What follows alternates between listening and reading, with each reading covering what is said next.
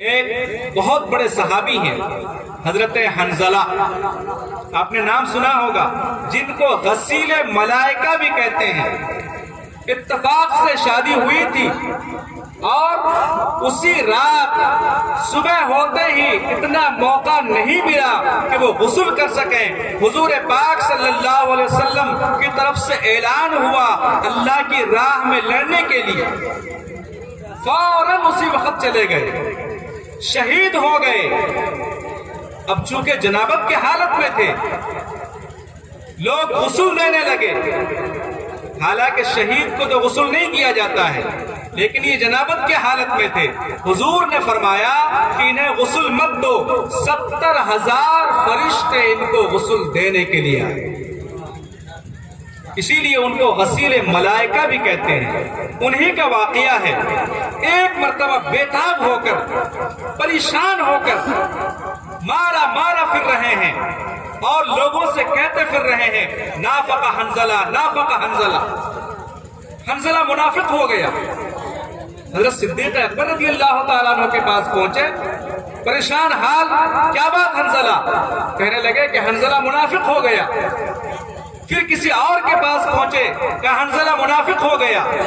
کیا بات ہے، آخر وجہ کیا ہے؟ تم اپنے آپ کو منافق کیوں کہہ رہے ہو؟ منافق کا مطلب معلوم ہے کہ جس کے دل میں کفر اور شرک چھپا ہوا ہے لیکن زبان سے وہ کلمہ پڑھ رہا ہے، اس کو کہتے ہیں منافق۔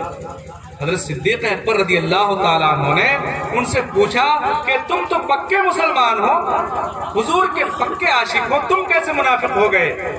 کہنے لگے کہ ہاں، منافق اس لیے ہو گیا ہوں کہ جب حضور کی مجلس میں ہوتا ہوں تو اس وقت دل کی کیفیت کچھ اور ہوتی، اور جب حضور کی مجلس سے گھر آتا ہوں، بیوی بچوں سے ملتا ہوں، تو دل کی وہ کیفیت نہیں رہتی۔ یہ تو نفاق کی علامت ہے، منافق ہونے کی علامت ہے۔ صدیق اکبر رضی اللہ تعالیٰ عنہ کہنے لگے کہ یہی کیفیت تو میرے اندر بھی ہوتی ہے، چلو حضور کے پاس چلتے ہیں۔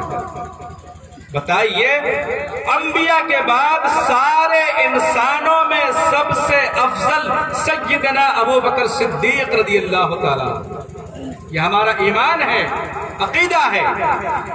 ایسی شخصیت کہہ رہی ہے کہ میرے اندر بھی یہی کیفیت ہے، چلو حضور کے پاس جا کر معلوم کرتے ہیں، اس کیفیت کو بیان کرتے ہیں۔ جا کر دونوں حضرات کہنے لگے کہ یا رسول اللہ، حضرت حنظلہ نے فرمایا نافق حنظلہ، حنظلہ منافق ہو گیا۔ حضور نے بھی وجہ دریافت کی، کیا بات ہے؟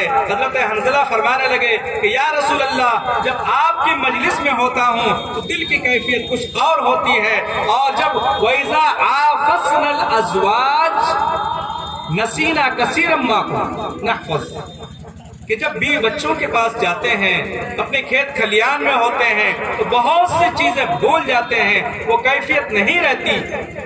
حضور نے فرمایا یا حنظلہ ساعتاً فساعتاً، یہ تو گھڑی دو گھڑی کی بات ہوتی ہے، یہ کیفیت ہمیشہ نہیں رہے گی، اور اگر تم جس کیفیت میں میرے پاس ہوتے ہو یہی کیفیت اگر تمہاری ہر وقت رہتی تو لصافحتکم الملائکہ، فرشتے تم سے مصافحہ کرتے، علی فرشکم وعلی طرقکم، راستوں میں بستروں پہ فرشتے تم سے مصافحہ کرتے، لیکن یہ گھڑی دو گھڑی کی بات ہے۔ بہرحال اس واقعے سے، صحابی کے اس واقعے سے ہمیں کیا سبق ملا کہ ہمیں اپنے آپ کی فکر ہر وقت کرتے رہنی چاہیے، اپنے دل کو ٹٹولنا چاہیے کہ ہمارے دل میں کیا کیفیت ہے، اللہ نے جس مقصد کے لیے پیدا کیا ہے ہم اس مقصد پر کھرے اتر رہے ہیں یا نہیں اتر رہے ہیں۔